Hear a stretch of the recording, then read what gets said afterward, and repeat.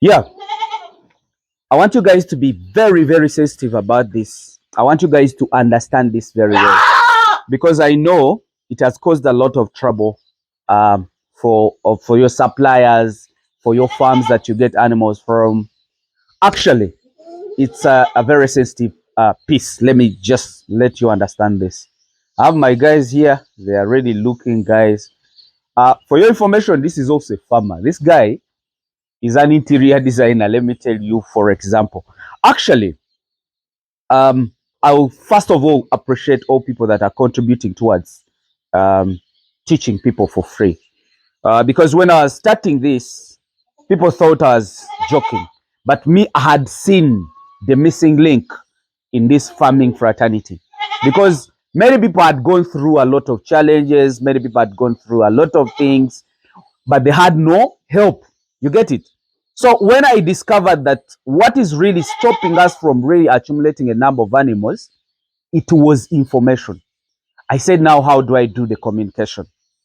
I said, if I open up a channel and I keep trying to help people through that channel in the direction of the way I do my things, because me, most of the time, I want to give people information how I do my things.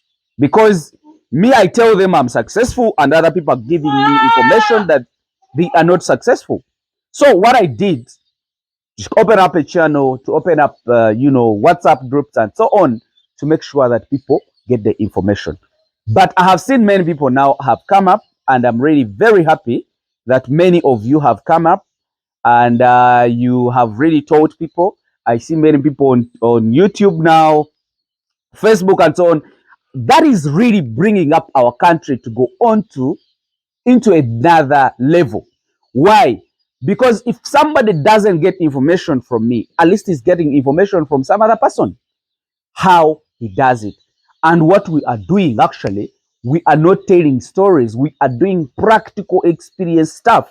If a miss is doing this way, and someone else is also doing it that way, these new people that are coming up, they will get the information.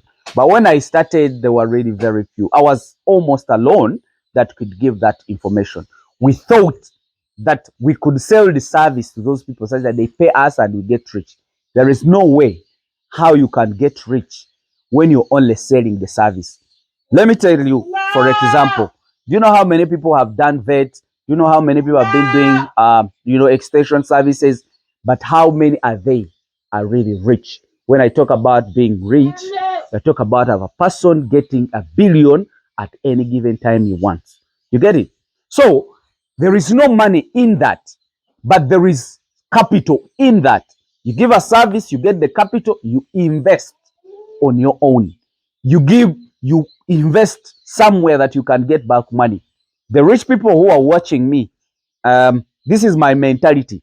It is very hard for a person to get rich when you don't have something that you can sell in bulk and have a bulk money. When you add up the money you use to spend, like in this petty stuff, it's a lot of money.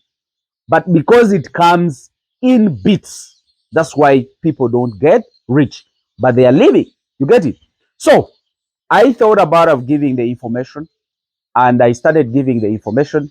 Many people have come up now, started giving free information, and our country is now starting to benefit because now goats have become a very serious enterprise. So I come back to this. I have gotten many youth, I have gotten many other farmers that have really followed me up, and they are now very serious farmers. This guy is a gypsum guy that really came to do some stuff at my farm, doing interior designing, that kind of living in good place, like the way everybody would love. When he came to my farm, he really liked what I was doing. And he picked the interest. He's a very young man. You know what he did? We took some time without communication. He called me after, said, Mosey, I have some animals with me now.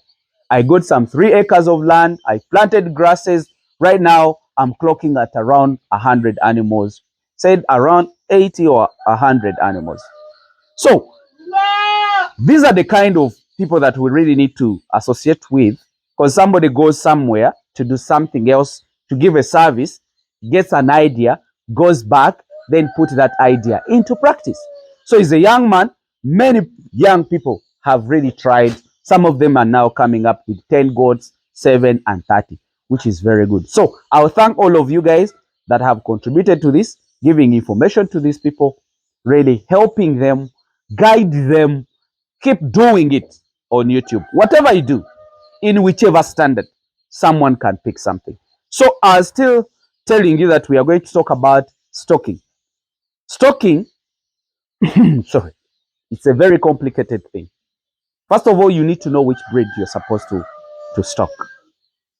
I've said that many times that Boas and Savannah, Kalahari, actually in actual sense, the improved genetics is much better. I'll go into details of that. But I wanted to explain this to you. You might be buying animals from a good farm. And those animals are healthy, like the way you see mine. When they reach at your farm, they start getting complications. Me, what I do at my farm, unless you're taking 2-3 goats, but if you're taking goats 10 and above, my issue is not money. But if you make the payment for those animals, I'm supposed to quarantine them. Why?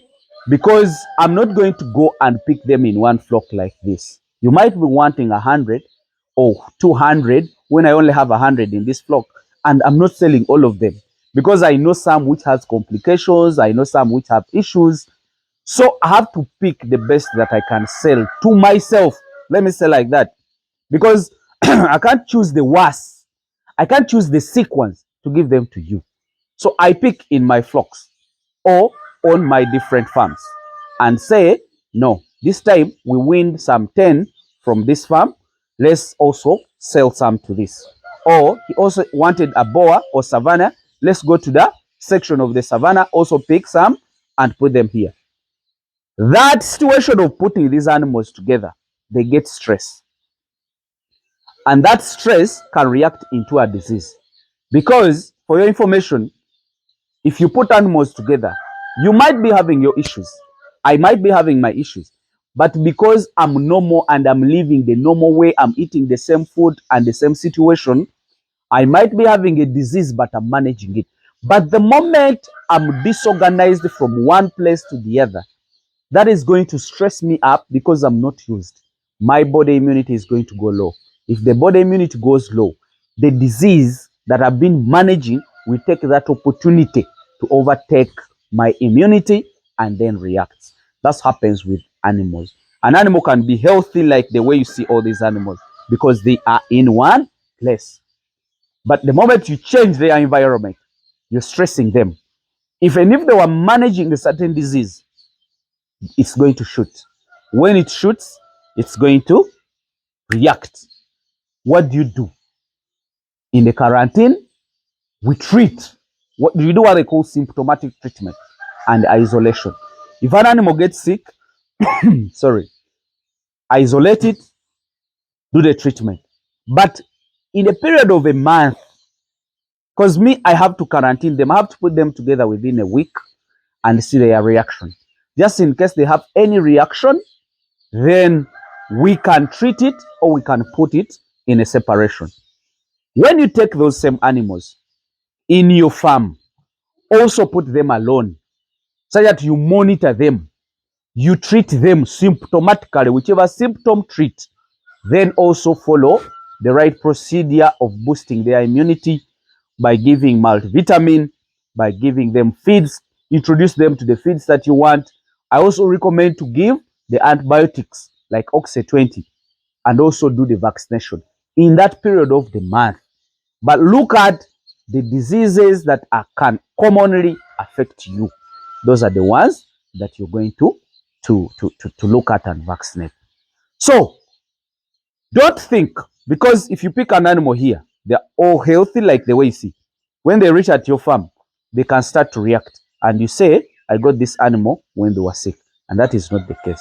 The case is what I have told you. So you guys, These are two different animals, and this is a savannah, this is a boa.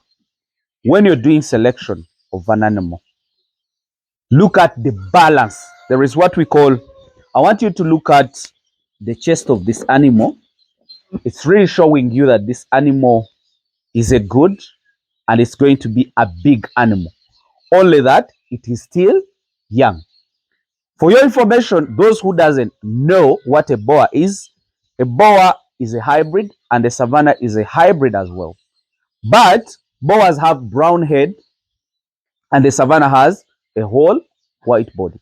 You get it?